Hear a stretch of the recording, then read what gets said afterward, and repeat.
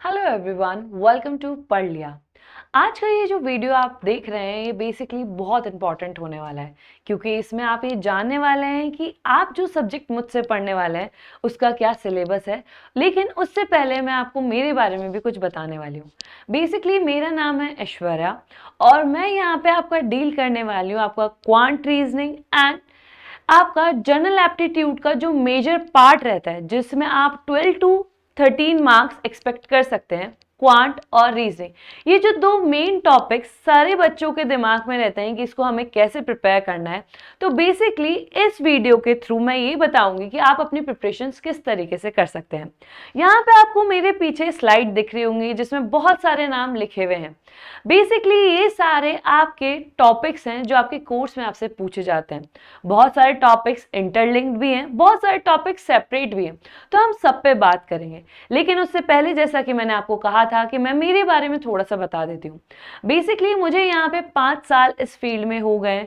मैंने बहुत सारे एग्जाम्स भी यहाँ पे क्वालिफाई कर रखे हैं, जैसे आप गेट बोल सकते हैं या फिर आपके कोई भी अदर जो कॉम्पिटिटिव एग्जाम्स होते हैं, जैसे आपके एसएससी हो गए, बैंकिंग हो गए, ये सारे एग्जाम्स मैंने यहाँ पे क्लियर कर रखे हैं। तो यहाँ पे मैं इस वाली चीज़ से बहुत अच्छे से रूबरू हूँ कि किस तरीके के क्वेश्चंस आपसे एक्सपेक्ट किए जाते हैं और किस तरीके के क्वेश्चंस एक्सपेक्ट किए जा सकते हैं।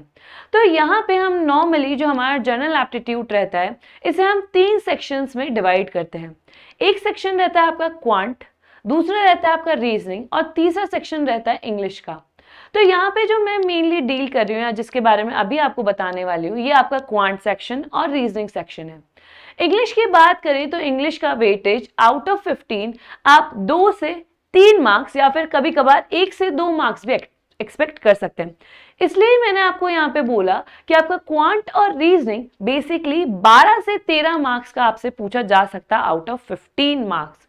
और अगर बात करें तो जनरल एप्टीट्यूड का टोटल वेटेज किसी भी टेक्निकल सब्जेक्ट से आपसे ज्यादा रहता है। आप देख सकते हैं यहाँ पे सबसे ज्यादा वेटेज आई गेस किसी और टेक्निकल सब्जेक्ट का यहाँ पे नहीं होगा। तो आज हम इसी सब्जेक्ट के बारे में थोड़ा सा जानने वाले हैं। अब जैसे आपको जो यहाँ पे टॉपिक्स दिख रहे हैं, ये टॉपिक्स कौन से? ये टॉपिक्स है बेसिकली आपके क्वांट सेक्शन के। अब क्वांट सेक्शन में ऐसे होने को तो आपके पास बहुत सारे टॉपिक्स होते हैं, लेकिन हम यहाँ पे जो हमारे main exam point of view से बात करें तो कुछ इंपॉर्टेंट टॉपिक्स होते हैं जो बहुत इंपॉर्टेंट रहते हैं और कुछ टॉपिक्स रहते हैं जो हाँ हम लोग अगर उन्हें एक बार अच्छे से देख ले, अच्छे से रिव्यू कर ले तो हम लोग उन्हें अच्छे से अटेम्प्ट कर लेंगे।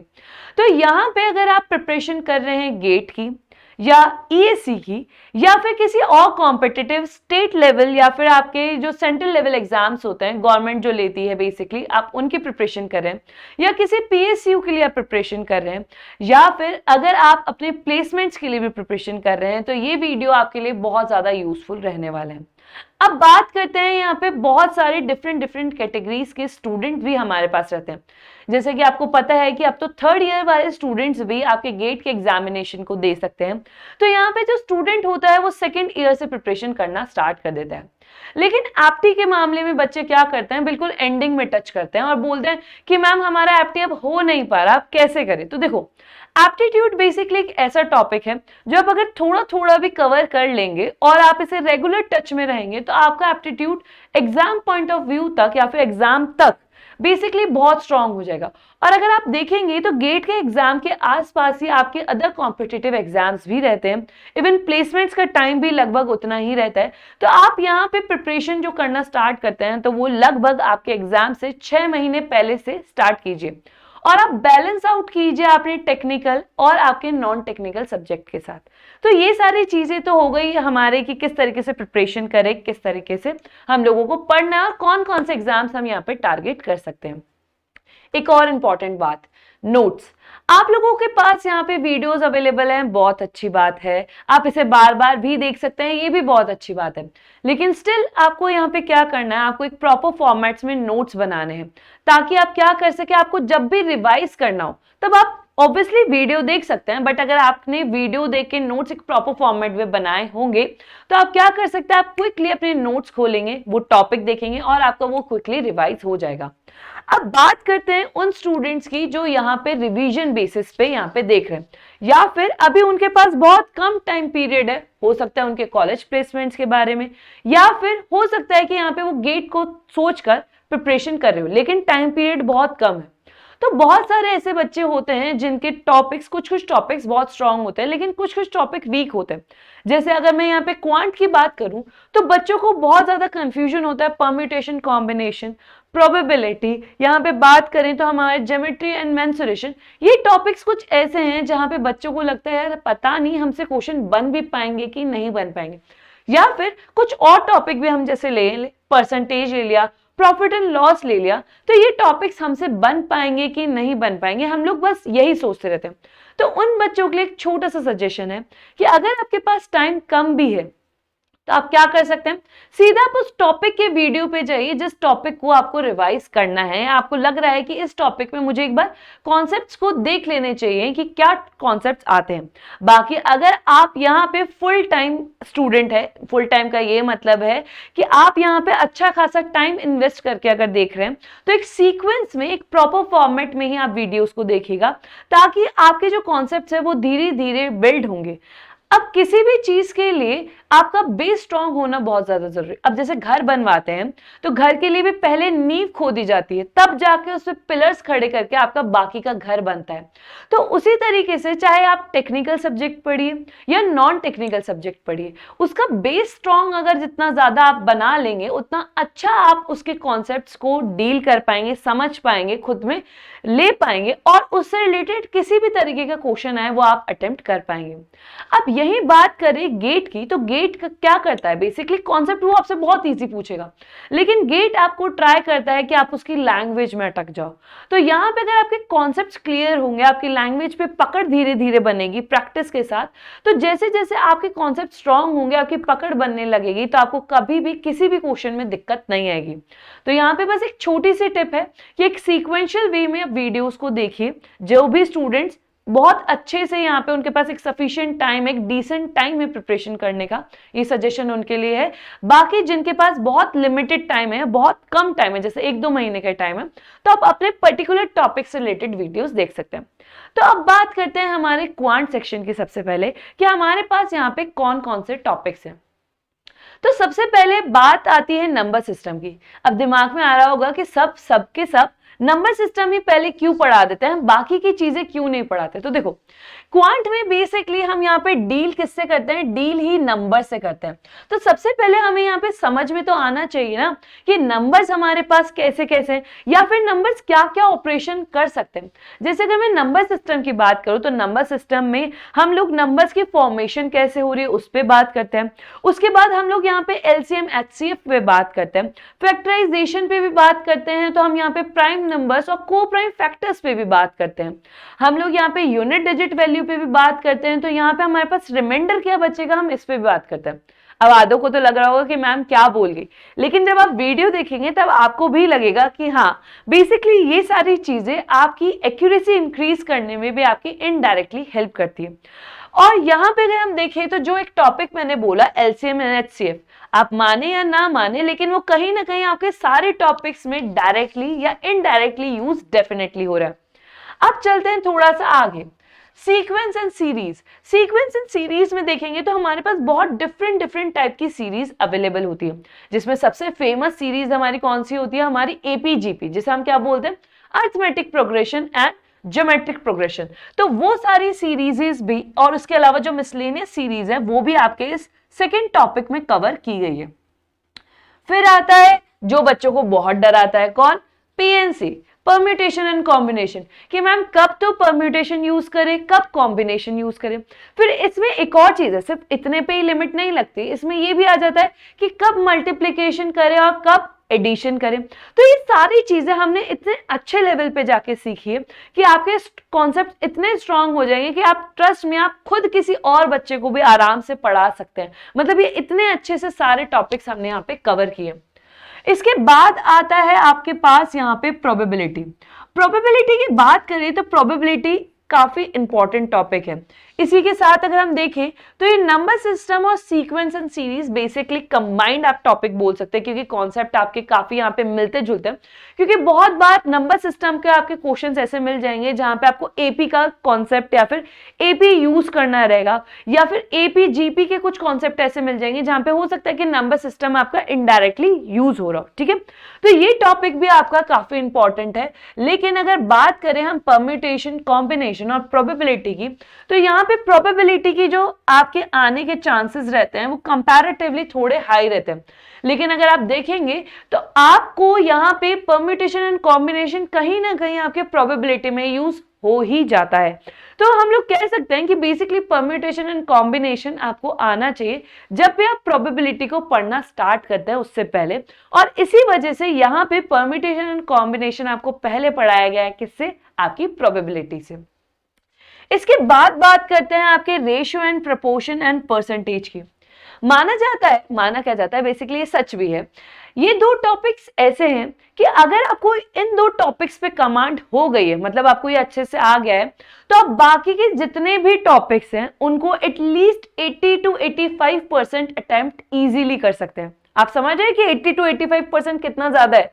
हाँ, अब जैसे प्रोबेबिलिटी, परम्यूटेशन हो गया, आप इनको मे भी नहीं कर पाएंगे, लेकिन बाकी सारे जो यहाँ पे आपको टॉपिक्स दिख रहे हैं वो आप काफी हद तक अटेम्प्ट कर लेंगे और हो सकता है कि आप आंसर निकाल भी लें। इवन अगर आप वीडियोस देखेंगे तो आपको तो यही लगेगा कि मैम ने तो सभी टॉपिक्स में मेनली कहीं ना कहीं रेशियो, प्रोपोर्शन या परसेंटेज यूज किया ही है, क्योंकि मैंने यहाँ पे कोशिश की है कि आपको without variables, without going into some complex calculation, decimal में फंसना, फ्रैक्शन में फंसना, इन सब से बचा के रखने की कोशिश की है। और यहाँ पे मैंने कोशिश की है कि जितना इजी हो सकता है उतना इजी लेवल पे जाके आपके बेसिक्स को स्ट्रॉन्ग करने की। तो यहाँ पे बोल सकते हैं कि बेसिकली ये दोनों टॉपिक ही बहुत ज्यादा इंपॉर्टेंट है और इन पे आपको बहुत अच्छे से ध्यान देना है। अगेन मैं फिर से कहूंगी कि ये दोनों टॉपिक्स आपके बेस को स्ट्रॉन्ग करने के लिए बहुत ज्यादा जरूरी है। फिर बात करते हैं आपके प्रॉफिट एंड लॉस की। बेसिकली परसेंटेज की एप्लीकेशन ही आप बोल सकते हैं क्या है कि आपका प्रॉफिट एंड लॉस आपकी परसेंटेज की ही एप्लीकेशन है। इसके बाद अगर हम बात करें तो हमारे कंपाउंड इंटरेस्ट और सिंपल इंटरेस्ट भी आपके क्या है, आपके यहाँ पे परसेंटेज की ही एप्लीकेशन है। लेकिन अगर यहाँ पे इंपॉर्टेंस की बात करें तो जितनी इंपॉर्टेंस आपके प्रॉफिट एंड लॉस की है उतनी ही इंपॉर्टेंस आपके compound interest and simple interest की भी है। लेकिन यहाँ पे कंपाउंड इंटरेस्ट की प्रोबेबिलिटी आपको ज्यादा मिलेगी, मतलब चांसेस ज्यादा मिलेंगे आने की, क्योंकि अगर आप प्रीवियस ईयर भी उठा के देखेंगे, जो कि हमने यहाँ पे भी सॉल्व किए हैं इन वीडियोस में, आपको PYQs भी मिलेंगे, तो वहां पे भी आप देखेंगे कि सिंपल इंटरेस्ट में एज सच आपसे कोई क्वेश्चन नहीं पूछा गया है, लेकिन आपके कंपाउंड इंटरेस्ट में जरूर आपसे क्वेश्चन पूछे गए, लेकिन आप वो क्वेश्चन सिंपल इंटरेस्ट की हेल्प से बहुत इजीली अटेम्प्ट कर पाएंगे। ये सारी चीजें हमने यहाँ पे सीखी है। फिर बात करते हैं आपके यहाँ पे मिक्सचर्स एंड एलिगेशन की। मिक्सचर एंड एलिगेशन बेसिकली और कुछ नहीं, आपके रेशियो एंड प्रोपोर्शन की एक एप्लीकेशन है, जिसमें आप यहाँ पे क्या करते हैं, आप बेसिकली रेशियोज के साथ ही कहीं ना कहीं खेल रहे होते हैं। उसके बाद अगर मैं बात करूं यहाँ पे कॉन्सेप्ट ऑफ एजेस की, तो ये भी क्या हुआ, ये आपके रेशियो एंड प्रोपोर्शन की ही एक एप्लीकेशन है। तो यहाँ पे इस तरीके से बोलना कि यार आपके कॉन्सेप्ट ऑफ एजेस आएगा और मिक्सचर एंड एलिगेशन नहीं आएगा, ऐसा बोलना गलत होगा। बेसिकली मैं आपको बस इतना बोल रही हूं कि आपका ratio and proportion and percentage basically बहुत इंपॉर्टेंट टॉपिक है, क्योंकि कहीं ना कहीं यही टॉपिक्स घूम फिर के आपके पास क्या आते हैं, वापस आता है। आपको देखने को मिलेगा कि आप जो कॉन्सेप्ट्स यूज कर रहे हैं, चाहे आप बात कर ले प्रॉफिट एंड लॉस की, मिक्सचर एंड एलिगेशंस की, कॉन्सेप्ट ऑफ एजेस की, या फिर हम बात कर ले पार्टनरशिप की, इवन अगर आप देखेंगे time, speed and distance, problems on trains, boat and streams, मतलब आप यहां से लेके पूरे यहां तक के टॉपिक्स देख लीजिए। Even 19th topic that is data interpretation as well, इसमें आपको रेशियो, परसेंटेज एंड एवरेज, ये सारी चीजें आपको देखने को मिलेंगी ही मिलेंगी। तो यहां पे अगर आपने अपना रेशियो एंड परसेंटेज ये टॉपिक स्ट्रॉन्ग कर लिया है, तो इसीलिए मैं आपको कह रही थी कि आप मान के चलिए कि 80 to 85% आप अपने बाकी के टॉपिक्स को भी अटेम्प्ट कर पाएंगे। अब बात करते हैं हमारे बाकी के टॉपिक्स की। जैसे आपको यहाँ पे दिख रहा है टाइम, स्पीड एंड डिस्टेंस। अब टाइम, स्पीड एंड डिस्टेंस में ऑल्दो होने को आपके पास एक ही फॉर्मूला होता है, that is distance equals to speed into time, जो हम हमारे स्कूल टाइम से पढ़ के आते हैं। अब उसी कॉन्सेप्ट पे बेस्ड कैसे आपकी एवरेज स्पीड निकाली जाती है, कैसे रिलेटिव स्पीड निकाली जाती है, वो सारे पॉइंट्स हमने यहाँ पे सीखे हैं। इसके बाद हमने ये भी बात की है कि ट्रेन पे हमारे पास किस किस तरीके की प्रॉब्लम्स आ सकती है, या बोट एंड स्ट्रीम में हमारे पास किस तरीके के क्वेश्चंस पॉसिबल हो सकते हैं। फिर यहाँ पे अगर हम बात करें टाइम एंड वर्क की, तो यहाँ पे हमने वेजेस के साथ कंप्लीट किए हैं कि यार अगर कोई इंसान काम करता है तो उसको मेहनताना कितना मिलना चाहिए। हमने यहाँ पे सेम वर्क की भी बात की है, तो हमने यहाँ पे डिफरेंट वर्क की भी बात की है, हमने यहाँ पे इंडिविजुअल वर्क की भी बात की, तो यहाँ पे हमने ग्रुप वर्क की भी बात की। तो यहाँ पे आपकी जितनी भी पॉसिबल कैटेगरीज हो सकती है, चाहे आप किसी भी एग्जाम को टारगेट कर रहे हो, लेकिन जितनी भी पॉसिबल कैटेगरीज हो सकती है वो सारी पॉसिबल कैटेगरीज आपको यहाँ पे देखने को डेफिनेटली मिलेगी। इसके बाद बात करते हैं डेटा इंटरप्रिटेशन की। तो डेटा इंटरप्रिटेशन में नॉर्मली आपके एवरेज, आपके नॉर्मल मैथमेटिकल ऑपरेशंस, आपके यहाँ पे परसेंटेज, रेशो आप देखेंगे तो इन्हीं पे आपकी पूरी कहानी घुमाई गई है। लेकिन सबसे इंपॉर्टेंट ये होता है कि आप डेटा को रिट्रीव कैसे कर रहे हैं। तो यहाँ पे हमने ये सारी चीजें बहुत अच्छे से सीखी है। उसके बाद बात करें ज्योमेट्री एंड मेंसुरेशन, बहुत इंपॉर्टेंट टॉपिक है, आपको इस पे ध्यान देना है कि बेसिकली फॉर्मूलाज अगर आपको पता है तो आप बहुत इजीली अटेम्प्ट कर पाओगे। लेकिन हाँ, यहाँ पे आपकी इमेजिनेशन किस तरीके से आपको डायग्राम बनवाती है वो भी काफी इंपॉर्टेंट है। वैसे तो मैक्सिमम क्वेश्चंस में आपको डायग्राम दिया हुआ होता है, लेकिन अगर जिनमें नहीं दिया हुआ है वहां पे आपको आपकी इमेजिनेशन का थोड़ा सा यूज करना पड़ेगा और वहां पे आपको डायग्राम बनाना पड़ेगा। उसके बाद बात करते हैं हमारे स्टर्ट्स, इंडिसेस एंड लॉगरिथम की। बेसिकली इस पे डायरेक्ट क्वेश्चन तो नहीं आता है, लेकिन हाँ कहीं ना कहीं कैलकुलेशन में आपके ये इनडायरेक्टली यूज आ सकते हैं। प्रीवियसली कुछ आपसे पूछे गए हैं, लेकिन हाँ ये बहुत इजी होते हैं और आप इन्हें बहुत इजीली अटेम्प्ट कर भी सकते हैं। अब अगर मैं यहाँ पे क्वांट सेक्शन में ही अगर आपको इंपॉर्टेंट टॉपिक फिर से रिवाइज करवाऊं कि कौन कौन से, तो देखिए हम लोग यहाँ से स्टार्ट करते हैं। Geometry and mensuration no doubt बहुत इंपॉर्टेंट टॉपिक है। इसके बाद बात करें तो आपसे या फिर तो टाइम, स्पीड एंड डिस्टेंस के कॉन्सेप्ट पे बेस्ड क्वेश्चन आएंगे, और इसमें हमारे सिमिलर कॉन्सेप्ट कौन कौन से, ये 3 टॉपिक के हमारे सिमिलर कॉन्सेप्ट्स हैं। और आपके इसमें time and work and pipes and system पे मिक्स क्वेश्चंस आपके आने के यहाँ पे चांसेस रहते हैं। इसके अलावा अगर बात करें तो जैसे आपके पास हो गया पार्टनरशिप, आपके पास यहाँ पे हो गया हमारे पास mixtures and alligation and concept of ages, ये आपके किस टॉपिक के अंडर आ जाता है, ये बेसिकली आपकी एप्लीकेशन हो गई रेशियो एंड प्रोपोर्शन की। तो ऐसे नहीं बोल सकते कि आप परसेंटेज बहुत ज्यादा इंपॉर्टेंट है, रेशियो एंड प्रोपोर्शन नहीं है, या फिर मिक्सचर एंड एलिगेशन बहुत इंपॉर्टेंट है। बेसिकली मैंने जैसा कि आपको कहा रेशियो और परसेंटेज आपको कुछ इस तरीके से पूछा जाएगा कि आपको लगेगा कि मैम ये तो प्रॉफिट एंड लॉस का क्वेश्चन होना चाहिए ना, लेकिन ये रेशियो में कैसे आ गया। तो यहाँ पे आपके कॉन्सेप्ट बहुत मिलते जुलते यूज होते हैं। लेकिन हाँ अगर हम यहाँ पे बात करें तो ये 2 टॉपिक्स आपके बहुत ज्यादा इंपॉर्टेंट है। एंड एक बार मैं फिर से कहूंगी कि इन 2 टॉपिक्स का थोड़ा सा ध्यान रखिएगा जब भी आप इनके वीडियोस देख रहे हो। अगर आपने इनके कॉन्सेप्ट बिल्ड कर लिए हैं, ट्रस्ट मी आपका क्वांट सेक्शन बहुत ज्यादा स्ट्रांग हो जाएगा। उसके बाद बात करते हैं no doubt probability is important topic, और आपको यहाँ पे हर साल क्वेश्चन देखने को मिल ही जाएगा। उसके बाद बात करें तो number system and sequence and series are correlated topic, and यहाँ पे से भी आपको क्वेश्चन देखने को मिलता है। डायरेक्ट नहीं तो बेसिकली मिस आपको इनडायरेक्टली ही क्वेश्चंस देखने को मिल जाता है, या फिर आप कुछ मिसलेनियस क्वेश्चंस जो बोलते हैं वो भी कहीं ना कहीं आपके लिंक्ड होते हैं नंबर सिस्टम से ही। ठीक है, तो ये तो आपका एक छोटा सा ओवरव्यू था उन सारे टॉपिक्स का जो आपके यहाँ पे क्वांट में कवर होने वाले हैं। अब बात करते हैं रीजनिंग की। अब किसी किसी के दिमाग में आ रहा होगा ना, मैम आप ये भी बता दो ना कि क्वांट के कितने क्वेश्चंस आएंगे और रीजनिंग के कितने क्वेश्चंस आएंगे। आई रियली विश ये मुझे पता होता, लेकिन ये मुझे नहीं पता। लेकिन मैं आपको ये जरूर बता सकती हूँ कि क्वांट और रीजनिंग का आपका जो कंबाइंड वेटेज रहता है वो आपके 12 to 13 मार्क्स का रहता है। ठीक है, यहाँ पे क्वेश्चन आपके ईजी आते हैं, लेकिन वो ईजी तभी लगेंगे जब आपके कॉन्सेप्ट अच्छे होंगे, आपका बेस स्ट्रांग होगा, और वही बेस स्ट्रांग करने के लिए आपको ये वीडियोस प्रोवाइड किए गए। तो आप आराम आराम से इन्हें देखिएगा, एक प्रॉपर फॉर्मेट में नोट्स बनाइएगा, और यहाँ पे इस पॉइंट को थोड़ा सा सीखिएगा कि यहाँ पे अप्रोच किस तरीके से की गई है, क्योंकि अगर आपके यहाँ पे अप्रोच डेवलप करने के लिए ही ये सारी जो इतनी मेहनत आपको दिख रही है, जितने भी वीडियोस आपको दिख रहे हैं, वो सारे आपके उस अप्रोच को डेवलप कराने के लिए दी गई है। क्योंकि आपको भी पता है सिमिलर क्वेश्चन तो आने से रहा, लेकिन अगर आप एक बार अप्रोच सीख गए कि क्वेश्चन को अटेम्प्ट किस तरीके से करना है, तो वो आपकी बहुत हेल्प करेगा किसी भी तरीके के क्वेश्चन को अटेम्प्ट करने की जो उस पर्टिकुलर टॉपिक पे बेस्ड है। अब यही अगर हम बात करें रीजनिंग की, तो रीजनिंग में हमारे पास आता है डायरेक्शन एंड डिस्टेंस, कि भाई हमारे पास हमें पता है कि 4 डायरेक्शंस होती है, लेकिन बहुत सारे बच्चे तो उसमें भी कंफ्यूज होते हैं कि नॉर्थ का राइट कौन सा और नॉर्थ का लेफ्ट कौन सा है। तो यहाँ पे बहुत छोटे छोटे से पॉइंट्स हमने सीखे हैं जिसकी हेल्प से आप बहुत इजीली याद रख सकते हैं कि डायरेक्शन एंड डिस्टेंस के क्वेश्चन आपको कैसे करने हैं। उसके बाद ब्लड रिलेशन, हम लोग रिश्तेदारी निभाने में तो हम सभी बहुत अच्छे होते हैं, सरकास्टिकली कहा गया है, लेकिन हाँ आप इसे बहुत सारे बहुत अच्छे होंगे भी और नहीं भी होंगे, लेकिन ये रिश्तेदार ही हमारे इन क्वेश्चंस को अटेम्प्ट करने में हमारी हेल्प करता है। उसके बाद बात करते हैं क्यूब्स एंड डाइसेस की। डाइसेस और क्यूब्स के साथ हम सबने हमारे बचपन में तो डेफिनेटली खेला होता है, लेकिन इन पे किस तरह के क्वेश्चंस बन सकते हैं और ये कितने इजी होते हैं, ये सारी चीजें हमने यहाँ पे सीखी है।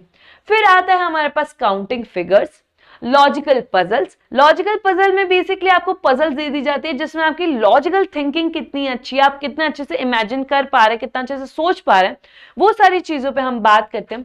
उसके बाद लॉजिकल रीजनिंग। लॉजिकल रीजनिंग में आप क्या डिफरेंस होगा, बेसिकली अगर हम यहाँ पे बात करें तो आपके पास बहुत सारे टॉपिक्स ऐसे होते हैं जहां पे आपको फिगर आउट करना होता है कि यार आखिरकार प्रोसेसिंग हो कैसे रही होगी, या फिर जो आपका स्टोरी टेलर है, या फिर बेसिकली हम ये बोल सकते हैं ऑथर है, वो क्या सोच रहा होगा, या उसकी क्या थिंकिंग होगी, क्या उसके अजम्पशंस होंगे, क्या उसके आर्ग्यूमेंट्स होंगे, या फिर क्या कंक्लूजन्स होंगे, वो सारी चीजों पे हमने यहाँ पे बात की है।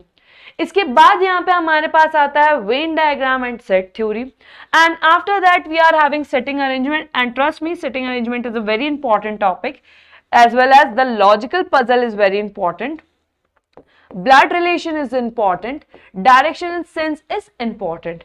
After that we are having syllogism, no doubt 95% chances है setting arrangement and syllogisms आने की, and आप देखेंगे maximum years में आपको syllogisms के क्वेश्चन देखने को मिलेंगे ही मिलेंगे. After that we are having decoding and encoding. Encoding decoding में हमने यहीं पे आपके odd one out, basically missing series, यहाँ पे रॉन्ग सीरीज और आपकी अल्फाबेटिक सीरीज पे क्या क्या क्वेश्चंस बन सकते हैं, as well as on number as well, या फिर आप बोल सकते हैं कि मिसिंग नंबर बताओ, ये वाले टॉपिक सारे आपको कोडिंग डिकोडिंग के अंडर मिल जाएंगे. इसके बाद बात करते हैं क्लॉक कैलेंडर की. तो क्लॉक कैलेंडर बेसिकली आप एक बार पढ़ लीजिएगा, इतने क्वेश्चंस नहीं पूछे जाते हैं, बट हाँ हमें यहाँ पे पता होना चाहिए कि किस तरीके से अगर हमारे पास क्वेश्चन आ जाते हैं तो उन्हें अटेम्प्ट करना है. After that we are having ranking and ordering and spatial aptitude. होने को तो बहुत ईजी है, लेकिन अब आजकल हमें 2021 से लगातार इसके क्वेश्चंस देखने को मिल रहे हैं और ये हर एक ब्रांच में पूछे ही जा रहे हैं. तो यहाँ पे आपको बेसिकली अप्रोच होनी चाहिए कि अगर आपको कोई फिगर बेस्ड क्वेश्चन दे दिया गया है तो आप उसको किस तरीके से अटेम्प्ट करेंगे, उसको किस तरीके से अप्रोच करेंगे. ठीक है, तो यहाँ पे अगर मैं बात करूं रीजनिंग के टॉपिक्स की, तो यहाँ पे मैंने स्टार मार्क कर दिया है जो आपके इंपॉर्टेंट टॉपिक है. यहाँ पे लॉजिकल रीजनिंग भी डेफिनेटली आपकी इंपॉर्टेंट है, क्योंकि आपको यहाँ पे बताना होता है कि यार ऑथर क्या सोच रहा है. तो आपको थोड़ा सा ऑथर का भी ध्यान रखना पड़ता है कि ऑथर ने क्या सोच के उस पैराग्राफ को लिखा होगा. तो ये तो एक छोटा सा समराइज वीडियो है जो आपको ये बता रहा है कि आप 12 से 13 मार्क्स, 15 में से 12 से 13 मार्क्स फुल एश्योर कर सकते हैं अपने. और ये जो एग्जाम में बेसिकली आप जो वीडियोस देख रहे हैं ये आपके कौन कौन से एग्जाम टारगेट करेगी. अब बहुत सारे बच्चे के दिमाग में ये होता है कि मैम हमने गेट के लिए पढ़ लिया तो क्या ईएससी के लिए अलग से पढ़ें क्या, या कोई मेरा स्टेट लेवल एग्जाम है मैम तो उसके लिए मैं अलग से पढ़ूं क्या, या फिर कुछ टॉपिक आप मुझे बता दीजिए ना कि कौन सा इंपॉर्टेंट है कौन सा नहीं है. तो दिमाग में ये सारी चीजें रखकर बैठने का कोई मतलब नहीं. इसको थोड़ा सा यहाँ पे साइड कीजिए. जितने भी वीडियोस आप देखिए डेफिनेटली ये आपके स्टेप बाय स्टेप आपकी हेल्प करेंगे और आप ऑटोमेटिकली खुद ऑब्जर्व करेंगे कि चाहे आप अपने प्लेसमेंट्स को ले लीजिए, क्योंकि प्लेसमेंट्स में भी कहाँ से आएंगे, टॉपिक तो यही है आपके. अगर हम यहाँ पे एप्टीट्यूड की बात करें, टॉपिक अब एक नया टॉपिक तो बनने से रहा, टॉपिक्स आपके सारे यही हैं. हाँ, हो सकता है कि आपको डायरेक्टली आपके सिलेबस में ये टॉपिक ना मिले, वहां पे हो सकता है कि सिर्फ ये लिख दिया जाए कि क्वांट में से आएगा, रीजनिंग में से आएगा। अब बच्चा कंफ्यूज कि मैम एप्टी इतना बड़ा है, अब उसमें रीजनिंग में भी इतने सारे टॉपिक्स है, क्वांट में भी इतने सारे टॉपिक्स है, हम कौन कौन से पढ़े। चिंता छोड़ दो, सिर्फ वीडियोस देखो, आराम से प्रॉपर फॉर्मेट में नोट्स बनाओ, कॉन्सेप्ट को बिल्ड करो, बेस को स्ट्रॉन्ग करो और मंजिल को पालो। बेसिकली आपका जितना भी आप यहाँ पे स्ट्रेस लेंगे उससे कोई मतलब नहीं है। आपका जो भी क्वेश्चन बनने वाला है वो इन्हीं कॉन्सेप्ट में से बनेगा और आपको खुद को लगेगा हाँ यार मैम ने तो सही कहा था, क्वेश्चन तो जो आया है वो इसी कॉन्सेप्ट में से आया।